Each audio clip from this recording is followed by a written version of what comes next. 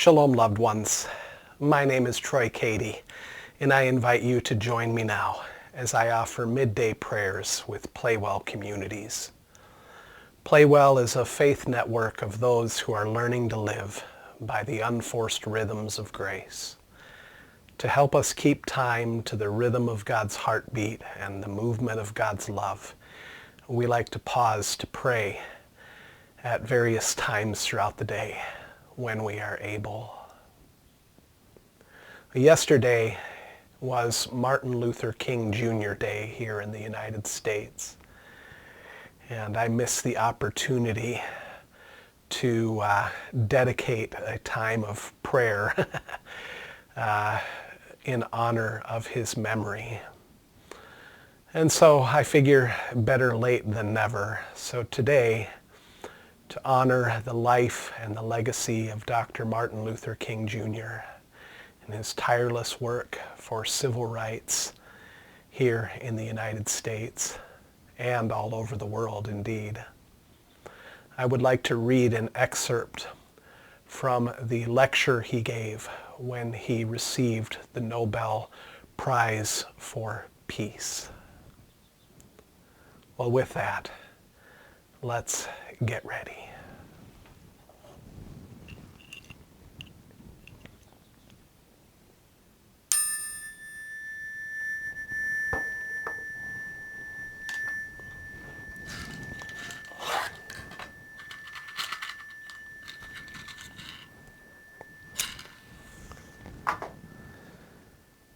We light this candle as a reminder that Christ, the light of the world, is with us.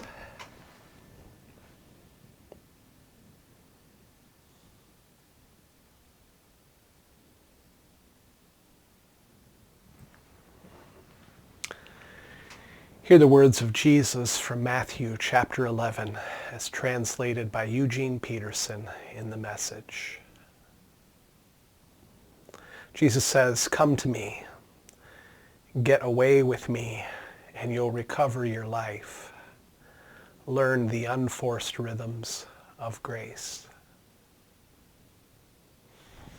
In the middle of the day, we return to you, Jesus, our center. In you we live and move and have our being. Like parched souls searching for a spring, we thirst for you and your ways. With joy, we draw water from the wells of your salvation.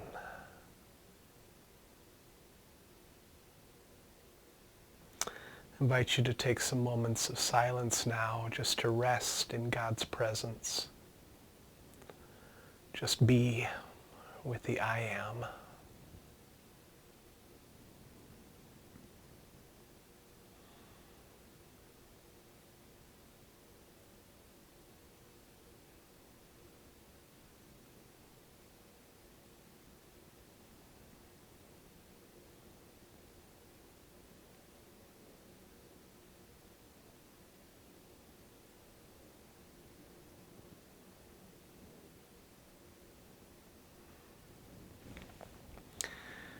Here's a confession.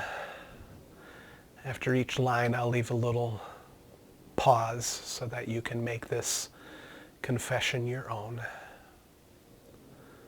It's a confession of our true identity as God's beloved.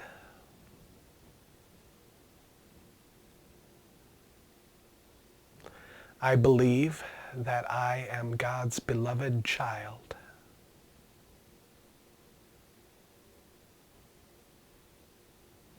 I am learning to let God's love fill my heart, to let it shape my life.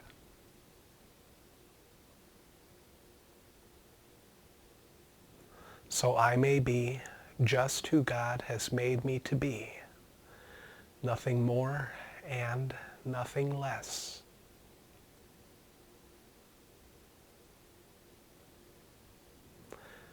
That I may abide in love and share God's love with all that I am.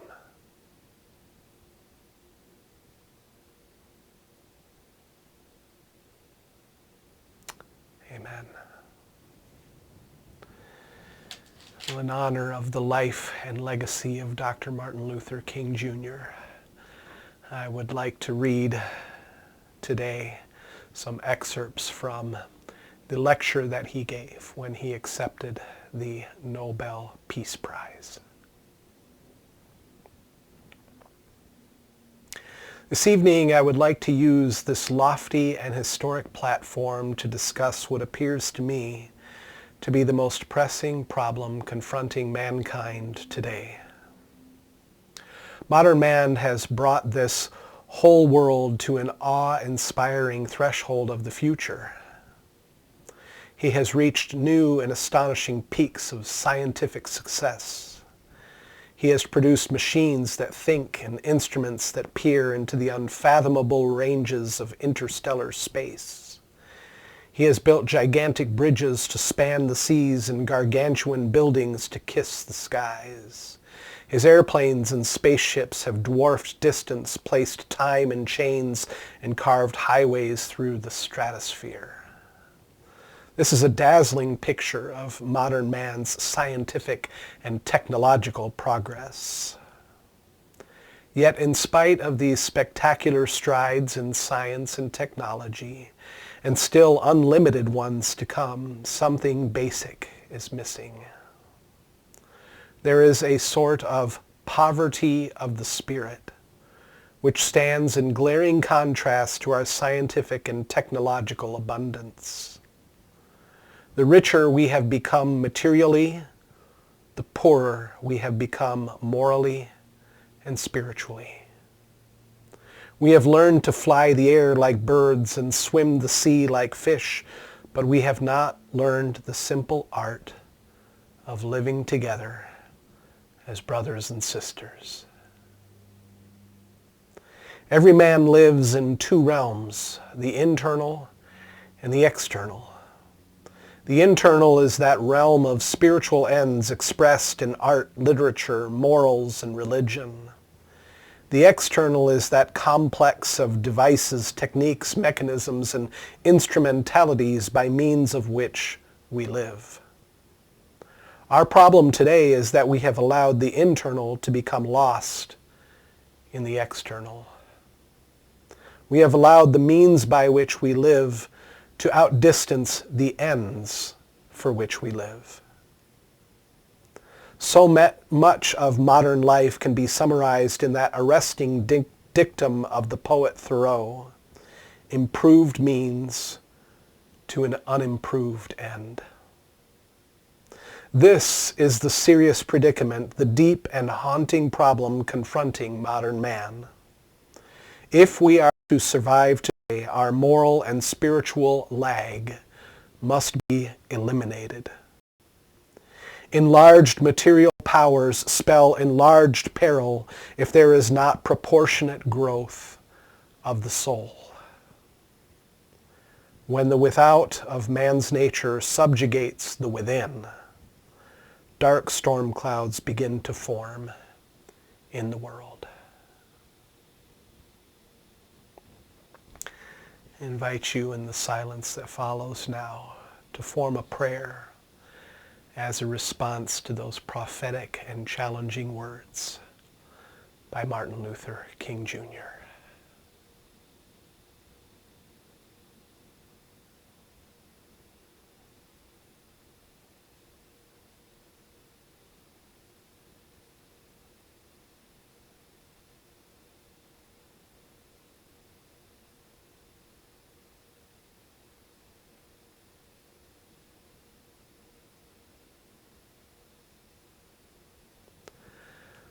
We commit to you the work that is done and the work that is yet undone.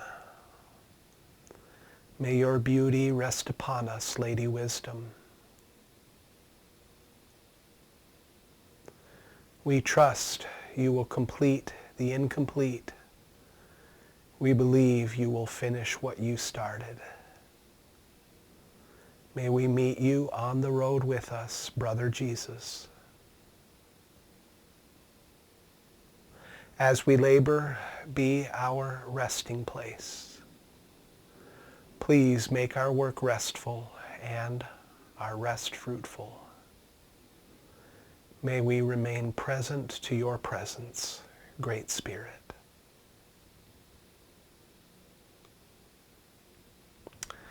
And now receive this blessing of Teresa de Avila.